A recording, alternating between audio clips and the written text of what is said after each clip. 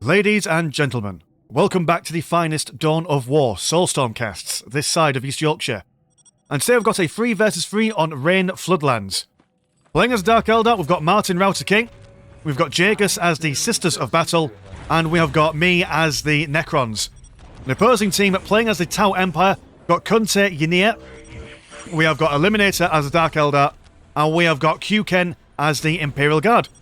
So this game was a all-random factions, all-random teams, so we had no idea what we was playing or who we was playing with before starting this match. All 5 of us, with the exception of the Tau player, we're all playing on Discord together. This chap there mentioned there was a fan in the little chat box before we started playing, so hello there, you're on the channel. How are you doing? So yes, it's going to be quite an interesting one, because this map is not a favourable one for most factions. I mean, realistically, everyone's only got 2 strategic points available to them, with the exception of one person having only 1 strategic point and 1 relic. So each team has got to decide who is most viable for having the relic. We decided with my team that we're going to give the relic to me for that Necron restored monolith later on. Also because we need more obelisks for the squad cap. And not everyone's playing the factions that they're familiar with. I mean, Jagus is quite familiar with Sisters of Battle. I'm quasi-familiar with Necrons. I don't think Martin Router King is at all comfortable with Dark Eldar, but he is going to give it a good college try. And to be honest, the Tower's probably in the best position humanly possible for this kind of match. I mean, he's got they've got access to the Tau Commander, stealth suit teams, Vespids, who can jump over this ridge here, and then they've got all access to all these sides of everyone's base, so they can just kind of invade with impunity, and having very little in the way of counter towards them. Do quite like the vision being popped on these mandrakes. Going to see those stealth suits, going to kill them more or less straight away.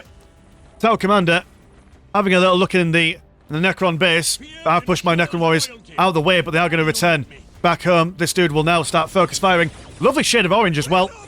I do believe that the orange is, the team colours are also randomised as well, if I'm not mistaken. He's going to go for these Bill of Scarabs.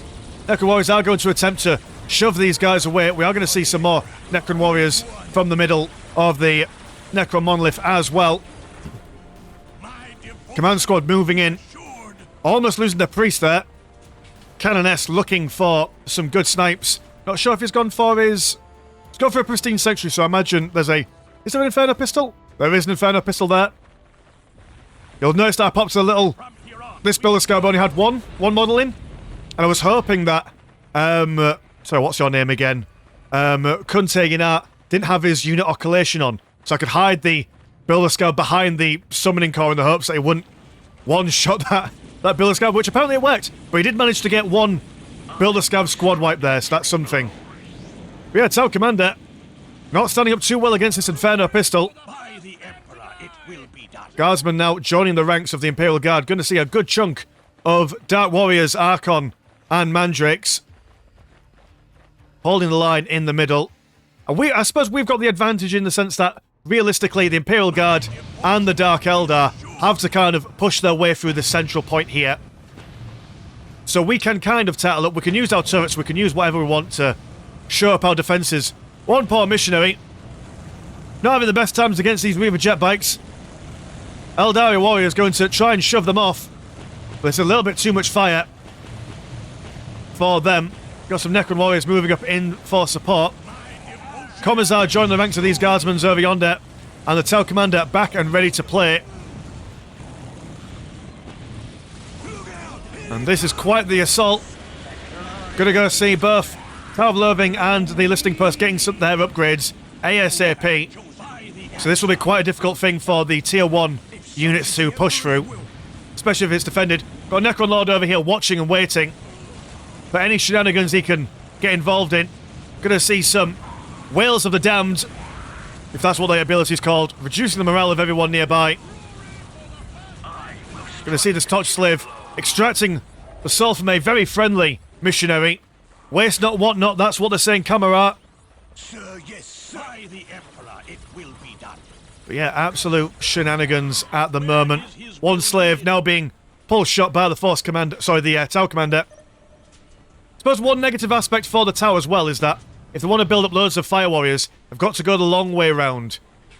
So support from the tower in anything that isn't a jump troop will take them some time. There's all swings and roundabouts, really. I'm going to see Tier 2. From me, a Forbidden Archive on the way as well.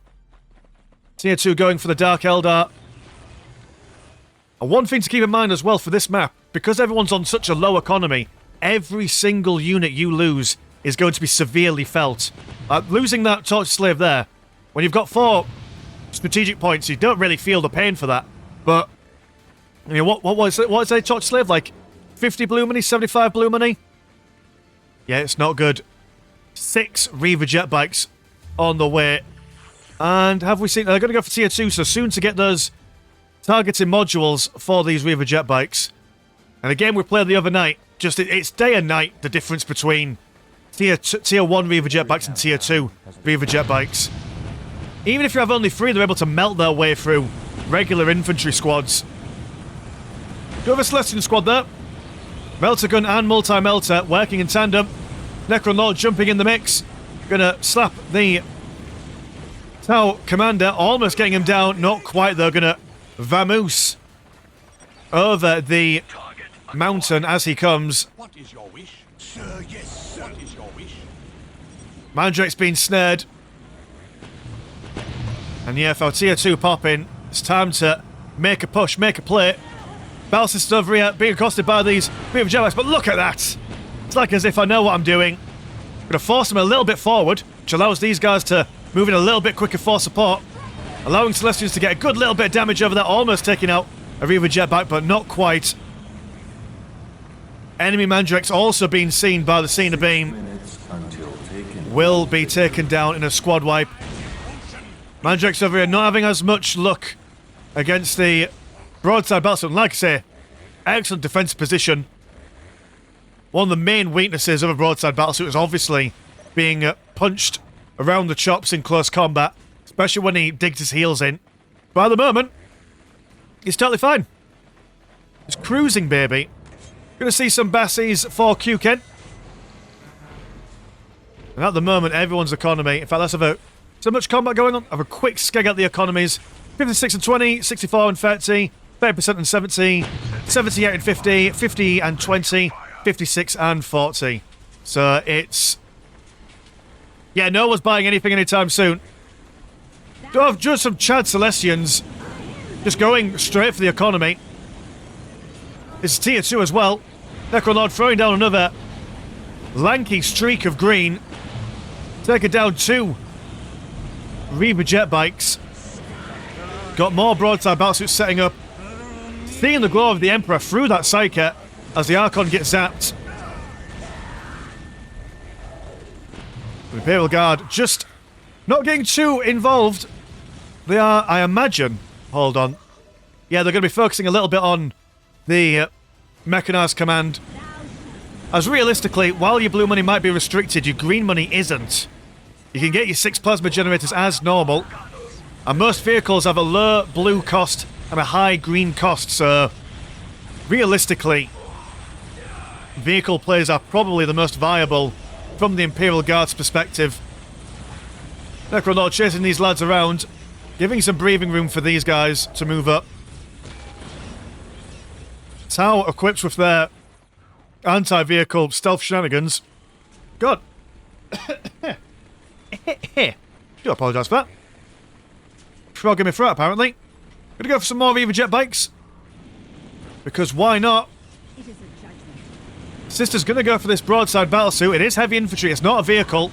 Even though it feels like it should be. Pathfinders binding the Canoness and her Celestian squad members will mark them, but the broadside battlesuit will go down. Critical locations being captured. Ever so vital, because these guys do give you a little bit of blue money as well. But listing post being taken down here. The Eldar, or the Dark Eldar, sorry, of the Northern variety. Going to be feeling like he's in some sort of recession. Here, oh, we're going to see a Holy Icon, a Great Summoning Court as well. Gonna see a Confessor joining the ranks. Look at that, just 5 plasma generators already. Koken has got the right idea with this. There we go, nice composition. We've got some Pathfinders for marking. Got broadside battlesuits for any kind of vehicle mischief going on. Reaver jet bikes with their modulators. Bit of a premature corrosion going on there. Not sure whose side that's from. Necrolord teleporting in, thinking about going for that green pulse. There we go, throws that down. If anything, just so we can get some purchase on this side. Especially since the broadside battlesuit has settled down. Very knows the grossness. It is called corrosive acid, isn't it? I'm fairly certain. Using some phase shifting just to get everyone in the ranks. Celestians falling foul. Confessor adding, what is it, 50% damage increase to nearby sisters? He says with no degree of confidence. Mortals joining. Archon chasing around the command squad has now gone immortal for a little while. Blade Ones prematurely teleported in from my side. Homunculus also looking to zap some sisters, but alone he's not going to do all that much. Pathfinders taking a wrong turn to Albuquerque as they get shot down en masse. Now we had the Scourge squads over here causing some bad stuff going on in the Tau base. Focusing on those AFCAS builders, denying this Montcat command post. So preventing that tier 3 for the Tau for a little while at the very least. Now a big push over on this side. Imperial Guard over here just keeping an eye out, seeing what they can see. We've got a Cassigan squad. And go and see some more Bassies. Scourge squad from Eliminator using the high ground. Necronord will follow them. Throw down a Dark Foundry. Well, John Cena beam on the Dark Foundry by accident. Meant to be a little bit more here, but such is the way of my micro. These Cascades are going to prove a real problem. High damage, high firing rate. Good amount of armor and morale as well, especially with the Priest keeping them in ship shape and Bristol fashion. And now we've kind of overextended a little bit here.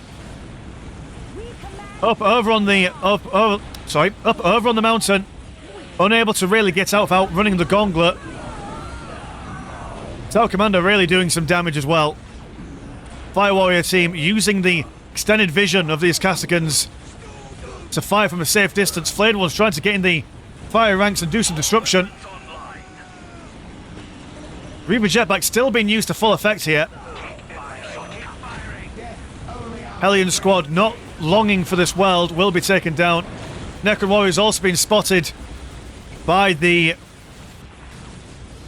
Pathfinders.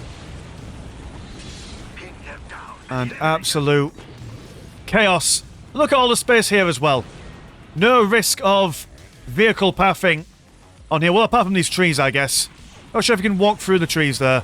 Or the more aesthetic rather than actual environmental things.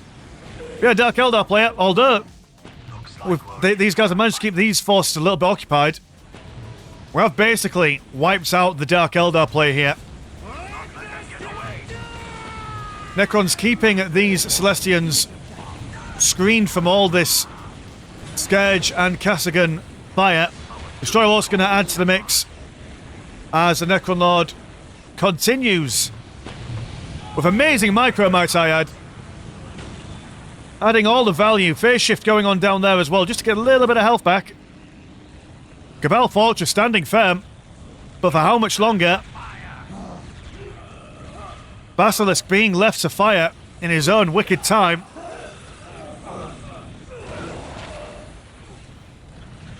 Replacement squad of Hellions engaging in glorious hand-to-hand combat as the XV8 Crisis battlesuit makes very short work of the morale of these Hellions. Do have some of Eliminator Scourges trying to focus fire on anyone and everything. Almost getting down that destroyer. but not quite. And sadly, the Cabal Fortress does indeed go down. Eliminator, for a twisted fate of his own name, has been eliminated. But the battle continues, and realistically, losing a member of a team in this matchup is not the worst thing. Because now either the Tau or the Imperial Guard can now just have access to a regular economy, which, in some circumstances, might be more useful than going up against 3 other players with only a quasi-makeshift economy. I was seeing an energy core. I'm thinking with a Tomb Spider that since I do think once I get my squad cap and I can't recruit anymore, that if I could pick up all the dead and dying, I could then build up past my squad cap. That's the thinking. Whether it works or not, we shall see. Crux Battlesuit doing a little bit of scouting. A very expensive way to scout there, though. Do have an Exorcist. He'll do a great job against light armoured infantry. One volley could do a serious amount of damage. Necron Lord joining in, adding pain and misery to the Fire Warrior's existence. Price Battlesuits, thinking they own the place, thinking that they can run the shop, but no matter how expensive your Mecha Gundam Dragon Ball Z suit is, won't do you much against all this firepower. Pariahs as well, adding to the DPS with their war scythes. As Basilisk feeling a little bit exposed here. Might want to stick this bad boy up on the ridges. Corrosive acid just scaring these Cascans away. Going to get another decap. Oh, we are seeing a Mars pattern command with a 45% Baneblade already built. If these guys can get this Baneblade online, more or less GG. I mean, we've got a lot, but do we have enough to push a Baneblade back? I mean, they've also got to go for Lehman Russes as well. We've got quite a good few answers to anti-vehicle, so guess that's something. Bassi does go down. Stealth suit team over here being one-shotted by the Confessor. Got to sound a bit like Porky Pig there, didn't I? Triple Crisis Battlesuits there. And these guys will certainly be able to hold up against this Exorcist artillery fire a lot better. Mars Pattern Command sadly has gone down. But the Ogrins are going to take it lying down. They're going to gain revenge for their fallen building. As Triple Crisis suits firing against these pariahs that have been slowed down by the Tau Snare. And then slowed down by another... Jesus, that's... snares upon snares, if you dares. I've gone for a research essence of the Catan gods. And a slow trickle of troops down here. I mean, these Christ Battlesuits, they're wrecking face. Able to tank a lot of damage with 2,500 health. Heavy infantry armour. Granted, you don't really want these exclusively on the front lines, but they're working really well with these Ogrins.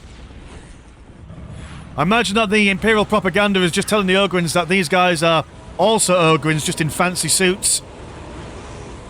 At least that's how my headcanon is interpreting it.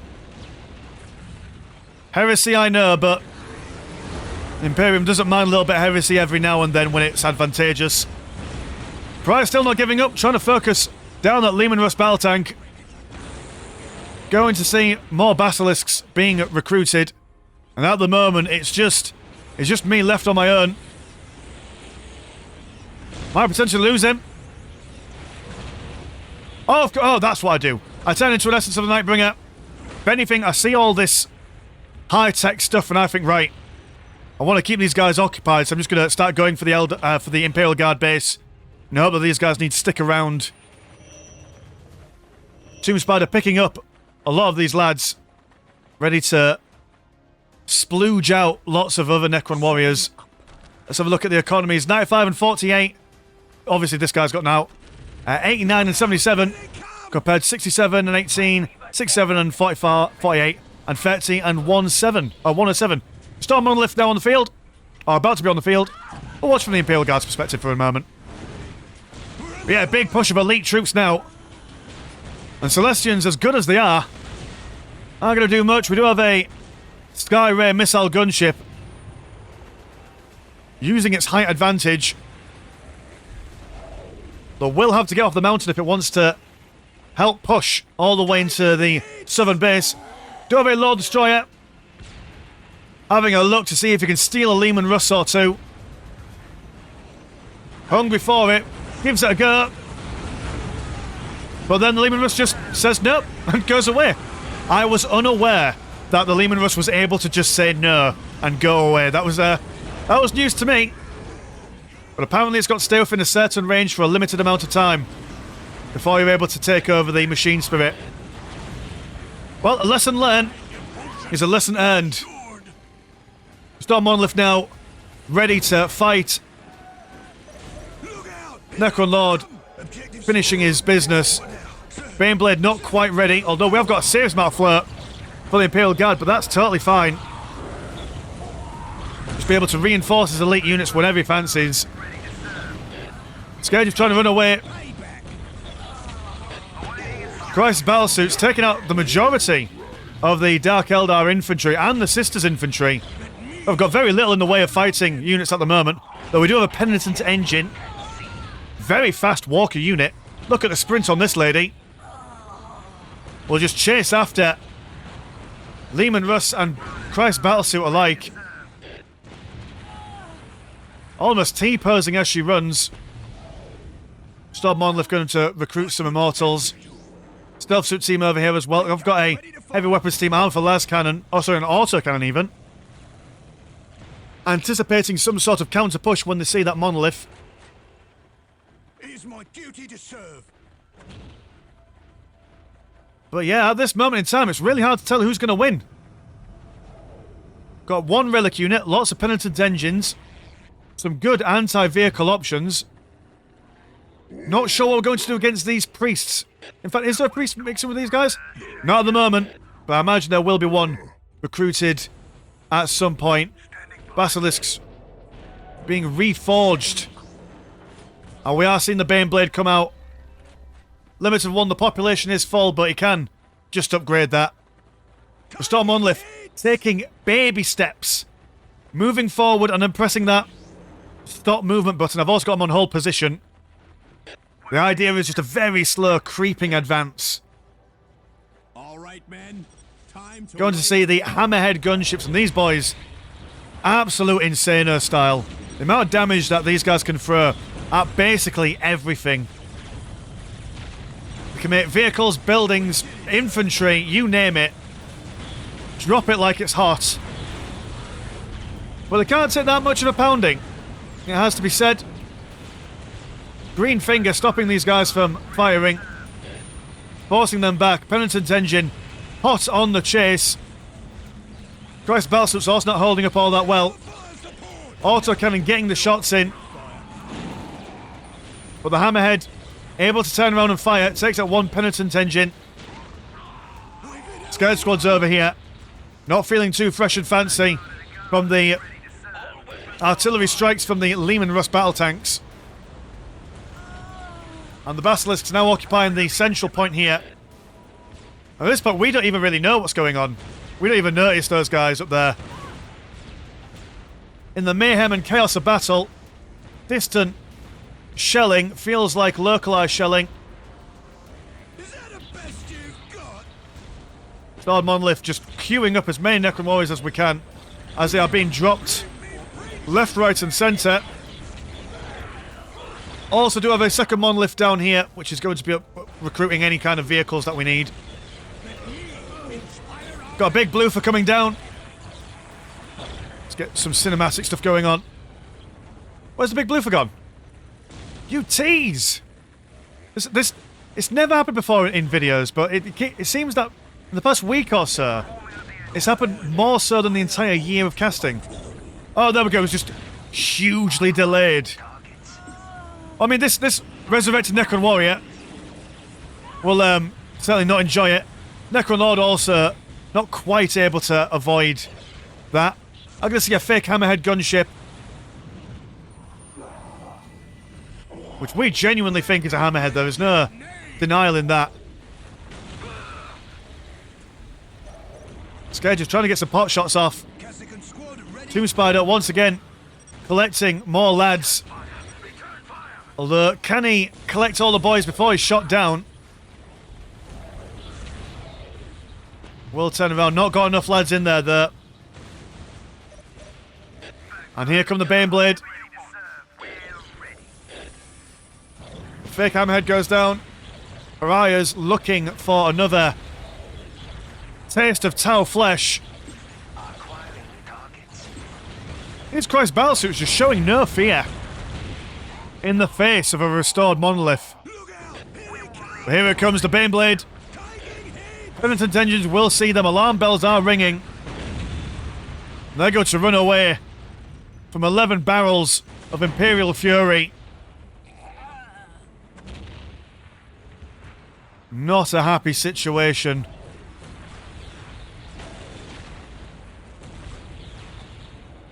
Ogrins and Casticans, both with their priests.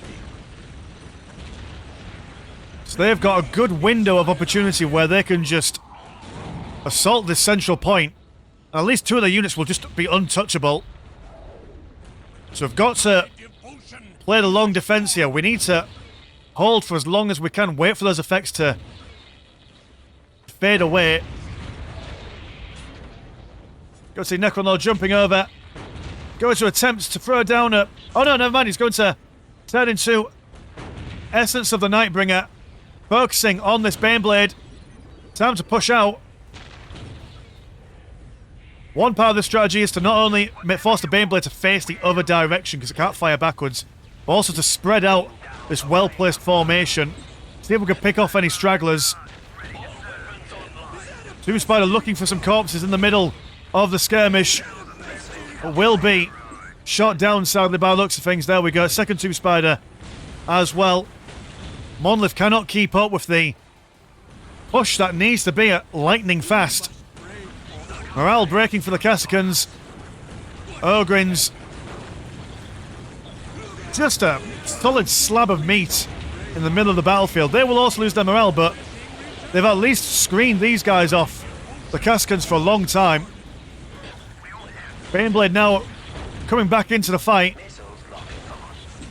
as the Night Lord attempts to corner these Casicans.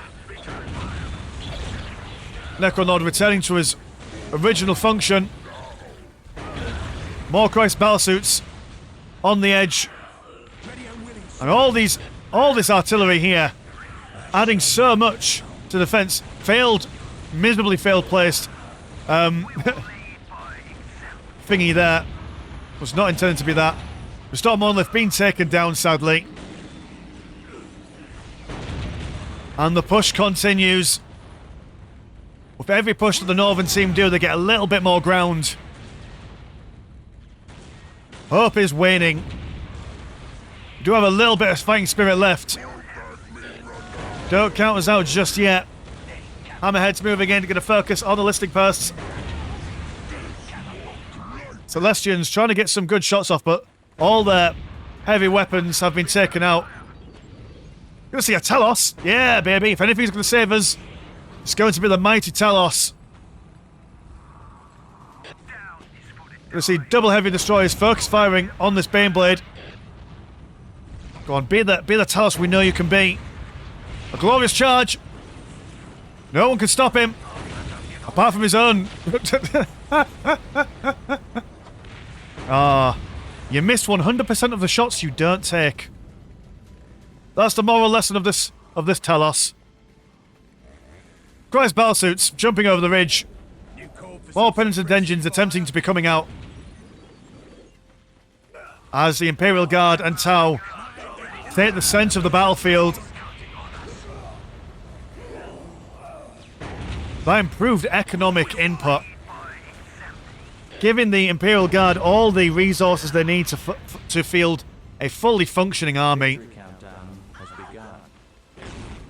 And there we go, boys and girls. I'm gonna give you a little spoiler. The Northern team do indeed win. This is quite a slow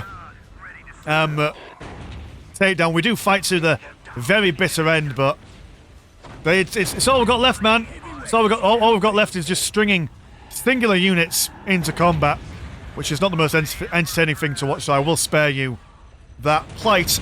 But yeah, well done, everyone. I must say that not everyone was playing their preferred faction or the factions that they were familiar with, but yeah, no, it was really good fun game. Certainly going to be doing some more all random team games, because yeah, just quite spicy stuff, isn't it? Cool. Anyway, if you want to support the channel, £1 a month does get you one extra game a week on the old Patreon. Have a look at our Discord, links below. My name's been Mr. Landshark. Pleasure as always, never short. I'll see you in a bit. Peace.